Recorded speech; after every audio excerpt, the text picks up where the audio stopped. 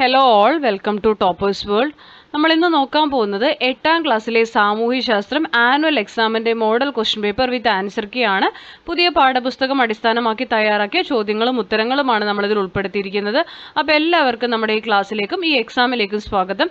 നമ്മുടെ ഈ ചാനൽ ആദ്യമായി കാണുന്നവരാണ് നിങ്ങളെങ്കിൽ സബ്സ്ക്രൈബ് ചെയ്ത് കാണാൻ വേണ്ടി ശ്രമിക്കുക. അതുപോലെ തന്നെ ക്ലാസ്സുകൾ നിങ്ങൾക്ക് ഉപകാരപ്പെട്ടു എന്ന് തോന്നുകയാണെങ്കിൽ ലൈക്ക് ചെയ്യാൻ മറക്കരുത്. അപ്പോൾ നമുക്ക് നോക്കാം. 8ാം ക്ലാസ്സിലെ സാമൂഹ്യശാസ്ത്രം മലയാളം മീഡിയം ക്വസ്റ്റ്യൻ പേപ്പർ ആണ്.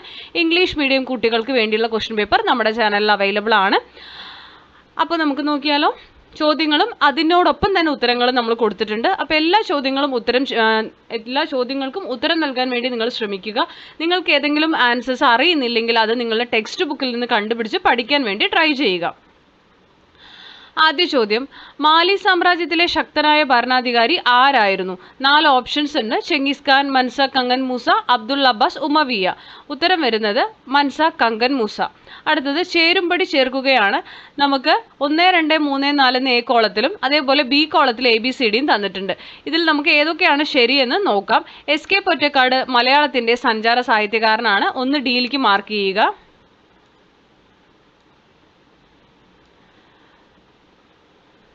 അടുത്തത് നമുക്ക് 1 D ആണ്. 2 സിയിലേക്ക് മാർക്ക് ചെയ്യുക. യൂറോപ്പിൻ്റെ വിസ്തീർണം. 3 A ആണ്. ലോകരാജ്യങ്ങളുടെ വികസന സൂചികയാണ് മാനവ വികസന സൂചിക. 4 ഇന്നത്തെ യൂറോപ്പ് എന്നുള്ളത് 1955 പ്രസിദ്ധീകരിച്ച കൃതിയാണ്. അടുത്ത ചോദ്യം, പ്രസ്താവനകൾ തന്നിട്ട് ഏതാണ് ശരിയെന്നാണ്. പ്രസ്താവന 1, രാജവാഴ്ചയിൽ രാജാവിൽ രാജ്ഞിയിൽ നിക്ഷിപ്തമാണ്. രാഷ്ട്രത്തിന്റെ എല്ലാ അധികാരവും. പ്രസ്താവന 2, സ്വേച്ഛാധിപത്യത്തിൽ രാഷ്ട്രത്തിന്റെ എല്ലാ അധികാരങ്ങളും ഒരു വ്യക്തിയിൽ കേന്ദ്രീകരിക്കപ്പെടും. മുകളിലുള്ള പ്രസ്താവനകൾ വിശകലനം ചെയ്ത് താഴെ നൽകിയിരിക്കുന്ന ഓപ്ഷനുകളിൽ നിന്ന് ശരിയായ ഉത്തരം തിരഞ്ഞെടുക്കുക. അപ്പോൾ ഇതിൽ ഏതാണ് ശരിയെന്നാണ് ചോദ്യം. ഉത്തരം വരുന്നത് 2 പ്രസ്താവനകളും ശരിയാണ്. Option C. അടുത്തത് 4ാമത്തെ ചോദ്യം, നൽകിയിരിക്കുന്ന പ്രസ്താവനയും കാരണവും വായിച്ച് ശരിയായ ഉത്തരം തിരഞ്ഞെടുക്കുക. നമുക്ക് പ്രസ്താവനയും കാരണവും തന്നിട്ടുണ്ട്. പ്രസ്താവന വായിക്കാം. ഡ്രോൺ സാങ്കേതിക വിദ്യ കൃഷിയിൽ ഉപയോഗിക്കുന്നത് ഉൽപാദനക്ഷമത വർദ്ധിപ്പിക്കാൻ സഹായിക്കുന്നു. കാരണം വർദ്ധിച്ചു വരുന്ന ലോക ജനസംഖ്യ, കാലാവസ്ഥാ വ്യതിയാനം, സാങ്കേതിക വിദ്യയുടെ വളർച്ച എന്നിവയ്ക്കനുസരിച്ച് കാർഷിക പ്രവർത്തനങ്ങൾ നിരന്തരം മാറിക്കൊണ്ടിരിക്കുന്നു. ഓപ്ഷനുകൾ വരുന്നത് ABCD വായിച്ചു നോക്കുക. ഇതിൽ ശരിയായത് ഓപ്ഷൻ ബി ആണ്. എയും ആറും ശരിയാണ്. അതായത് നമ്മുടെ പ്രസ്താവനയും കാരണവും ശരിയാണ്. എന്നാൽ 6 എന്നത് എയുടെ ശരിയായ വിശദീകരണമല്ല. Question number 5, social democratic workers പാർട്ടിയുടെ 2 വിഭാഗങ്ങൾ ഏതെല്ലാമായിരുന്നു? നമുക്ക് അതിൻ്റെ ഉത്തരം നോക്കാം. ബോൾഷെവിക്കുകളും മെൻഷെവിക്കുകളുമാണ്. ക്വസ്റ്റ്യൻ 5-ന് നിങ്ങൾക്കൊരു ഓർ ക്വസ്റ്റ്യൻ ഉണ്ട്. അത് A അല്ലെങ്കിൽ B നിങ്ങൾക്ക് എഴുതാവുന്നതാണ്. ബോക്സർ ലഹള എന്നാൽ എന്ത്? ബോക്സർ റിബല്യൻ്റെ ഉത്തരമാണ്. വിദേശ ശക്തികളുടെ വർദ്ധിച്ചു വന്ന ഇടപെടൽ ചൈനയിലെ ജനങ്ങൾക്കിടയിൽ അവരോടുള്ള വെറുപ്പ് വർദ്ധിപ്പിച്ചു. ഇതിന്റെ ഫലമായി ചൈനയിൽ ധാരാളം രഹസ്യ സംഘടനകൾ രൂപം കൊണ്ടു.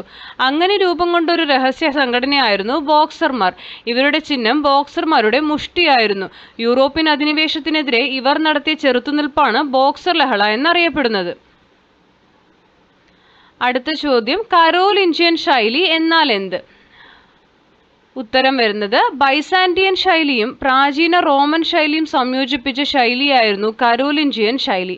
കമാനാകൃതിയിലുള്ള വാതിലുകളും താഴികക്കുടങ്ങളും മൊസൈക്ക് തറകളും ഇതിൻ്റെ സവിശേഷതകളാണ്. കരോലിഞ്ചിയൻ സ്റ്റൈൽ ഓഫ് ആർക്കിടെക്ചർ ആണ് നമ്മളിപ്പോൾ പറഞ്ഞത്. അടുത്ത ചോദ്യം, മഴമറ കൃഷിയുടെ പ്രാധാന്യം എന്താണ്? ഉത്തരം, സുതാര്യമായ പോളിത്തീൻ ഷീറ്റുകൾ ഉപയോഗിച്ച് മേൽക്കൂര ഒരുക്കുന്ന ഈ കൃഷിരീതി അമിതമായ മഴയിൽ നിന്നും വിളകൾക്ക് സംരക്ഷണം നൽകുന്നു. പ്രതികൂല കാലാവസ്ഥയിലും വർഷം മുഴുവൻ ഉയർന്ന ഉൽപാദനം സാധ്യമാക്കുന്നു. 8ാമത്തെ ചോദ്യം, മെഡിറ്ററേനിയൻ കടൽ യൂറോപ്പിന്റെ തെക്ക് അതിർത്തിയിൽ വഹിക്കുന്ന ചരിത്രപരവും ഭൂമിശാസ്ത്രപരവുമായ പങ്ക് എന്താണ്? ഉത്തരം, ഭൂമിശാസ്ത്രപരമായിട്ട് തെക്കൻ യൂറോപ്പിലെ രാജ്യങ്ങൾക്ക് മിതമായ മെഡിറ്ററേനിയൻ കാലാവസ്ഥ നൽകുന്നു. ഇത് കപ്പൽ ഗതാഗതത്തിനും കൃഷിക്കും അനുകൂലമാണ്. ചരിത്രപരമായിട്ട് പുരാതന ഗ്രീക്ക്, റോമൻ സംസ്കാരങ്ങളുടെ കളിത്തൊട്ടിലായിരുന്നു മെഡിറ്ററേനിയൻ പ്രദേശം. ഈ കടൽ യൂറോപ്പിനെ വടക്കേ ആഫ്രിക്ക, ഏഷ്യ എന്നിവയുമായി ബന്ധിപ്പിക്കുന്ന വാണിജ്യത്തിന്റെ പ്രധാന പാതയായിരുന്നു. ഇത് യൂറോപ്പിന്റെ സാംസ്കാരികവും രാഷ്ട്രീയപരവുമായ വളർച്ചയിൽ നിർണായക പങ്ക് വഹിച്ചു. അപ്പോൾ 8ാമത്തെ ചോദ്യം ഇവിടെ കംപ്ലീറ്റ് ആവുകയാണ്. അടുത്തത് ഇതിലൊരു ഓർ ക്വസ്റ്റ്യനും കൂടി വരുന്നുണ്ട് കേട്ടോ. ബി ഒരു ഓർ ക്വസ്റ്റ്യൻ ആണ്. നിങ്ങൾക്ക് അതല്ലെങ്കിൽ ഇത് എഴുതാവുന്നതാണ്. യൂറോപ്പും ഏഷ്യയും തമ്മിൽ കിഴക്കുള്ള അതിർത്തി പങ്കിടുന്നത് എങ്ങനെയാണ്? ഈ പ്രദേശത്തിന് ഭൂമിശാസ്ത്രപരമായ പ്രാധാന്യം എന്ത്? ഉത്തരം, യൂറോപ്പിന്റെ കിഴക്ക് ഭാഗത്ത് ഏഷ്യ സ്ഥിതി ചെയ്യുന്നു. ഇവ രണ്ടും ചേർന്ന് യുറേഷ്യ എന്ന വലിയ ഭൂഭാഗമാണ്. ഇവ തമ്മിൽ ഒരു ഭൂഖണ്ഡാതിർത്തി പങ്കിടുന്നു. ഈ അതിർത്തി പ്രധാനമായും യുറാൽ പർവ്വതനിരകളും യുറാൽ നദിയും ഭൂമിശാസ്ത്രപരമായും സാംസ്കാരികപരമായും ഒരു പരിവർത്തന മേഖലയായി വർത്തിക്കുന്നു. ഈ അതിർത്തി യൂറോപ്പിന്റെ കിഴക്കൻ രാജ്യങ്ങളുടെ രാഷ്ട്രീയത്തിലും വ്യാപാരത്തിലും വലിയ സ്വാധീനം ചെലുത്തുന്നു. അടുത്തത് ക്വസ്റ്റ്യൻ നമ്പർ 9, ഗ്രീസിൽ നിലനിന്ന ജനാധിപത്യത്തെ വിശകലനം ചെയ്യുക എന്നാണ്. അപ്പൊ ഗ്രീസിലെ ജനാധിപത്യമാണ് ചോദ്യം. ഉത്തരം, രാഷ്ട്രത്തെ സംബന്ധിക്കുന്ന എല്ലാ തീരുമാനവും എടുത്തിരുന്നത് പൗരർ നേരിട്ടാണ്. സൈനിക മേധാവികളെയും ന്യായാധിപരെയും ജനങ്ങൾ നേരിട്ട് തിരഞ്ഞെടുത്തിരുന്നു. ഇങ്ങനെ ഭരണത്തിലും നിയമനിർമ്മാണത്തിലും ജനങ്ങൾ നേരിട്ട് പങ്കെടുക്കുന്ന ജനാധിപത്യ വ്യവസ്ഥയെ പ്രത്യക്ഷ ജനാധിപത്യം എന്ന് വിളിക്കുന്നു. ഇത് ഗ്രീസിലെ കാര്യമാണ് കേട്ടോ പറഞ്ഞത്. ഇനി 10ാമത്തെ ചോദ്യം, പുന്നപ്ര വയലാർ സമരത്തെക്കുറിച്ച് ഒരു കുറിപ്പ് എഴുതുക എന്നുള്ളതാണ്. ഉത്തരം, തിരുവിതാംകൂർ ദിവാനായിരുന്ന CP രാമസ്വാമി അയ്യരുടെ സ്വേച്ഛാധിപത്യത്തിനെതിരെയും ഉത്തരവാദ ഭരണം സ്ഥാപിക്കുന്നതിന് വേണ്ടിയുമായിരുന്നു ഈ സമരം. ആലപ്പുഴയിലെ പുന്നപ്രയിലും വയലാറിലും നടന്ന സമരമായതിനാൽ ഇത് പുന്നപ്ര വയലാർ സമരം എന്നറിയപ്പെടുന്നു. 1946 കർഷകരും തൊഴിലാളികളും ചേർന്ന് കമ്മ്യൂണിസ്റ്റ് പാർട്ടിയുടെ നേതൃത്വത്തിലാണ് ഈ സമരം നടത്തിയത്. പുന്നപ്ര വയലാർ സമരം വളരെ ഇമ്പോർട്ടൻ്റ് ആണ് 1946. 11ാമത്തെ ചോദ്യം, ധാതുക്കളെ തരംതിരിച്ചിരിക്കുന്ന 3 വിഭാഗങ്ങൾ ഏതൊക്കെയാണ്? ഇരുമ്പ് അടങ്ങിയ ധാതുക്കൾ, ഇരുമ്പ് അടങ്ങിയിട്ടില്ലാത്ത ലോഹധാതുക്കൾ, ജൈവ അജൈവ ധാതുക്കൾ. അടുത്ത 12ാമത്തെ ചോദ്യം, A-B എന്ന് പറഞ്ഞ 2 ചോദ്യങ്ങൾ വരും. A ചോദ്യം, സ്വാതന്ത്ര്യവും നിയന്ത്രണങ്ങളും തമ്മിലുള്ള ബന്ധം വിശദീകരിക്കുക. ഉത്തരം, നിയന്ത്രണങ്ങളുടെ അഭാവത്തിൽ സ്വാതന്ത്ര്യം പൂർണ്ണമല്ല. അതുകൊണ്ട് വ്യക്തികൾ ചെയ്യേണ്ടതും ചെയ്യാൻ പാടില്ലാത്തതുമായ ചില നിർദ്ദേശങ്ങളും ചട്ടങ്ങളും സാമൂഹ്യ ജീവിതത്തിന് ആവശ്യമാണ്. ഇത് മറ്റൊരാളുടെ സ്വാതന്ത്ര്യത്തിനു മേലുള്ള കടന്നുകയറ്റത്തെ നിയന്ത്രിക്കുന്നു. ഓരോ വ്യക്തിയും മറ്റുള്ളവരുടെ സ്വാതന്ത്ര്യത്തെ മാനിക്കുന്ന ഒരു വ്യവസ്ഥയിൽ മാത്രമേ സ്വാതന്ത്ര്യം എന്ന മൂല്യം അർത്ഥപൂർണമാകുകയുള്ളൂ. സ്വന്തം അഭിപ്രായങ്ങളും വിശ്വാസങ്ങളും മറ്റുള്ളവരുടേതിനേക്കാൾ പ്രബലമാണെന്നുള്ള ധാരണ സംഘർഷങ്ങൾക്ക് വഴിയൊരുക്കുന്നു. ഇത്തരം സന്ദർഭങ്ങളിൽ നിയമപരവും രാഷ്ട്രീയവുമായ നിയന്ത്രണങ്ങൾ ആവശ്യമായി വരുന്നു. 12ാമത്തെ ചോദ്യത്തിൽ നമുക്കൊരു ഓർ ക്വസ്റ്റ്യൻ ഉണ്ട്, B. അതല്ലെങ്കിൽ ഇത് എഴുതാവുന്നതാണ്. മന്ത്രിസഭയെ നിയന്ത്രിക്കാൻ പാർലമെന്റിന് കഴിയുന്ന 4 വഴികൾ ഏതൊക്കെയാണ്? മന്ത്രിസഭയെ പാർലമെന്റിന് നിയന്ത്രിക്കാൻ കഴിയുന്ന വഴികൾ: അടിയന്തര പ്രമേയം, ചോദ്യോത്തരവേള, ശ്രദ്ധ ക്ഷണിക്കൽ പ്രമേയം, ശൂന്യവേള. ഈ 4 രീതിയിൽ മന്ത്രിസഭയെ പാർലമെന്റിന് നിയന്ത്രിക്കാവുന്നതാണ്. 13ാമത്തെ ചോദ്യം, മനുഷ്യ ചരിത്രത്തിലെ ചില പ്രധാന സംഭവങ്ങളാണ് മൗലികാവകാശങ്ങൾ എന്ന ആശയത്തിലേക്ക് നയിച്ചത്. അപ്പോൾ അതിന് മുമ്പുണ്ടായിരുന്ന കുറച്ച് കാര്യങ്ങളാണ് നിങ്ങൾക്ക് ആ പട്ടികയിൽ തന്നിരിക്കുന്നത്. പട്ടിക നിങ്ങൾ പൂർത്തിയാക്കണം. മൗലികാവകാശങ്ങളുടെ സമയരേഖയാണിത്. ആദ്യം വരുന്നത് പൗരാവകാശങ്ങളെയും സ്വാതന്ത്ര്യങ്ങളെയും പരാമർശിക്കുന്ന ലോകത്തിലെ ആദ്യത്തെ ഔദ്യോഗിക രേഖ മഗ്ന കാർട്ട 1215. ലോകത്തിലെ ആദ്യത്തെ ലിഖിത ഭരണഘടനയിൽ പരാമർശിച്ചിരിക്കുന്ന അവകാശ ബിൽ. ഉത്തരം, United States bill of rights 1789. അടുത്തത്, ലോകരാഷ്ട്രങ്ങളെ സ്വാധീനിച്ച മനുഷ്യാവകാശങ്ങളെ നിർവചിക്കുന്ന അവകാശ ബിൽ. ഫ്രഞ്ച് വിപ്ലവത്തിന് ശേഷമുള്ള മനുഷ്യാവകാശ പ്രഖ്യാപനം, മനുഷ്യന്റെയും പൗരന്റെയും അവകാശ പ്രഖ്യാപനം 1789. എല്ലാ അംഗരാജ്യങ്ങളും നടപ്പിലാക്കുന്നതിനായി ഐക്യരാഷ്ട്രസഭ പുറപ്പെടുവിച്ച അവകാശ ബിൽ. ഐക്യരാഷ്ട്രസഭയുടെ സാർവത്രിക മനുഷ്യാവകാശ പ്രഖ്യാപനം 1948 ഡിസംബർ 10 1948. ഓക്കെ. അടുത്ത ചോദ്യം 14, കാർഷിക വിപണനം നേരിടുന്ന വെല്ലുവിളികൾ എഴുതുക. ഉത്തരം, വിള പരിവർത്തനത്തെ അവഗണിക്കുന്നു, വിളപരാജയം, വിളനാശം, കാർഷിക കടം, അടിസ്ഥാന സൗകര്യങ്ങളുടെ ലഭ്യത കുറവ്. ഇതിൽ ഫുൾ സ്റ്റോപ്പ് ഉണ്ട്, എല്ലാം ഓരോ പോയിന്റ് ആണ്. കാർഷിക ഗവേഷണത്തിലെ അപര്യാപ്തത, വായ്പാ ലഭ്യതയും തിരിച്ചടവും, കാർഷിക ഉൽപ്പന്നങ്ങളുടെ കുറഞ്ഞ വില, യന്ത്രവൽക്കരണത്തിന്റെ അപര്യാപ്തത, കാലാവസ്ഥാ വ്യതിയാനം. അപ്പോൾ ഇത് വെല്ലുവിളികളാണ്, ഓരോ പോയിൻ്റായിട്ട് എഴുതുക. ഇവിടെ ഞാൻ 1 2 3 4 5 6 7 8 9 പോയിന്റുകൾ തന്നിട്ടുണ്ട് കേട്ടോ. ഇതല്ലെങ്കിൽ നിങ്ങൾക്ക് അതിലൊരു ഓർ ക്വസ്റ്റ്യൻ ഉണ്ട്. അല്ലെങ്കിൽ കാർഷിക ഉൽപ്പന്നങ്ങൾ വാങ്ങുന്നതിനും വിൽക്കുന്നതിനുമായി രാജ്യത്തെ വിവിധ തരം കാർഷിക വിപണികളെക്കുറിച്ച് വിവരിക്കുക.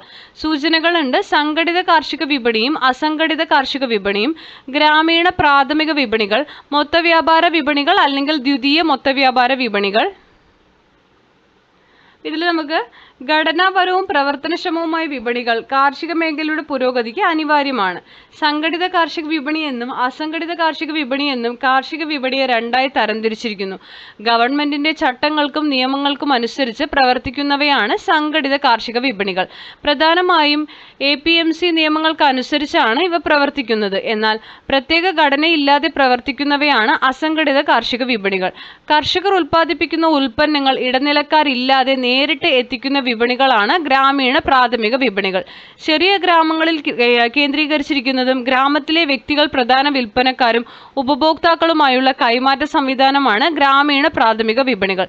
വിപണികൾ ആഴ്ചയിൽ 1 or 2 തവണ തുറസായ സ്ഥലങ്ങളിലാണ് കൂടുന്നത്. ഗ്രാമീണ ചന്തകൾ എക്സാമ്പിൾ ആണ്. കൃഷിയിടങ്ങളുമായി ബന്ധപ്പെട്ട് നഗരങ്ങളിൽ പ്രവർത്തിക്കുന്ന വിപണികളാണിവ. ഉൽപ്പാദകരായ കർഷകർ തന്നെയാണ് ഇവിടേക്ക് കാർഷിക ഉൽപ്പന്നങ്ങൾ എത്തിക്കുന്നത്. ജില്ലാ തലസ്ഥാനങ്ങളിലോ റെയിൽവേ സ്റ്റേഷനു സമീപമുള്ള വിപണന കേന്ദ്രങ്ങളാണിവ.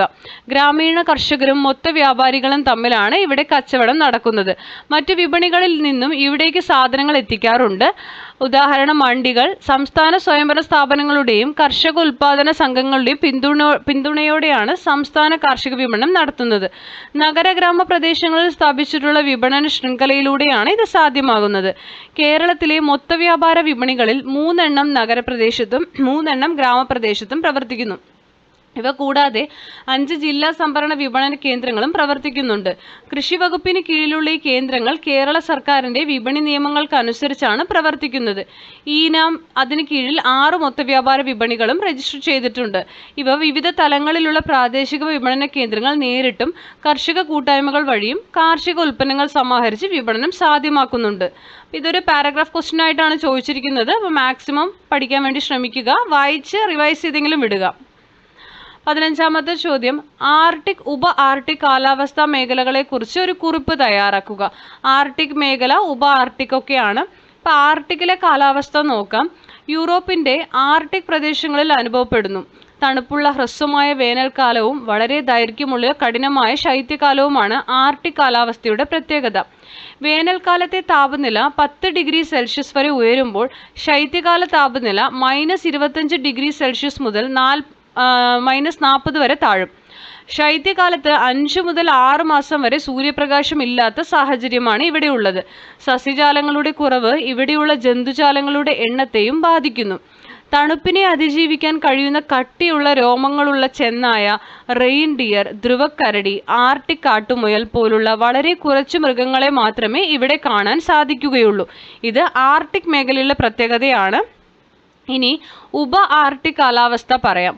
തെക്ക് ഉപ ആർട്ടിക് പ്രദേശങ്ങളിൽ ടൈഗൈ കാലാവസ്ഥ അനുഭവപ്പെടുന്നു. ഹ്രസ്വമായ വേനൽക്കാലം ഇളം ചൂടുള്ളതാണെങ്കിലും ശൈത്യം ആർട്ടിക് കാലാവസ്ഥയിലേതുപോലെ കഠിനമാണ്. വർഷത്തിൽ 5 മുതൽ 7 മാസം വരെ താപനില 0 ഡിഗ്രി സെൽഷ്യസിന് താഴെയായിരിക്കും. ടൈഗൈ കാലാവസ്ഥയിൽ വർഷണം പൊതുവെ മഞ്ഞ് രൂപത്തിലായിരിക്കും. സ്തൂപികാഗ്ര വൃക്ഷങ്ങൾ നിറഞ്ഞ നിത്യഹരിത വനങ്ങളാണ് പ്രധാന സസ്യസമ്പത്ത്. പൈൻ, ദേവദാരു എന്നിവയാണ് പ്രധാന വൃക്ഷങ്ങൾ. രോമങ്ങൾ നിറഞ്ഞ കാട്ടുപൂച്ച, എർമൈൻ, വെള്ളിക്കുറുക്കൻ എന്നിവയാണ് പ്രധാന മൃഗങ്ങൾ. ഓക്കെ, അപ്പോൾ ഇത്രയുമാണ് നമ്മൾ ഇന്നത്തെ ക്ലാസ്സിൽ ഉൾപ്പെടുത്തിയിരിക്കുന്നത്. അപ്പോൾ മാക്സിമം റിവൈസ് ചെയ്ത് പോകാൻ വേണ്ടി ശ്രമിക്കുക. ഈ ക്വസ്റ്റ്യൻ പേപ്പർ തന്നെ വരും, ഇതേ ചോദ്യങ്ങൾ തന്നെ ചോദിക്കുന്നു നമ്മൾ പറയുന്നില്ല. നിങ്ങൾ ഇതും കൂടി ചേർത്ത് ഒന്ന് റിവൈസ് ചെയ്യാൻ വേണ്ടി ശ്രമിക്കുക. എല്ലാ ചാപ്റ്റേഴ്സും റിവൈസ് ചെയ്യണം. നിങ്ങൾക്ക് ആദ്യം മുതൽ അവസാനം വരെയുള്ള എല്ലാ പാഠങ്ങളും നിങ്ങൾ ഒരു തവണയെങ്കിലും വായിച്ച് റിവൈസ് ചെയ്തിട്ട് എക്സാമിന് പോകാൻ വേണ്ടി ശ്രമിക്കുക. അപ്പോൾ ക്ലാസ്സുകൾ ഇഷ്ടപ്പെടുന്നുണ്ടെങ്കിൽ ലൈക്ക് ചെയ്യുക, ഷെയർ ചെയ്യുക, സബ്സ്ക്രൈബ് ചെയ്യുക. എല്ലാവർക്കും ഓൾ ദി ബെസ്റ്റ്. നന്നായി എക്സാം എഴുതുക. എന്തെങ്കിലും കമൻറ്റുകൾ ഉണ്ടെങ്കിൽ കമൻറ്റ് ബോക്സിലൂടെ നിങ്ങൾക്ക് അറിയിക്കാവുന്നതാണ്. തുടർന്നും വാച്ച് ചെയ്യുക. Thank you for watching.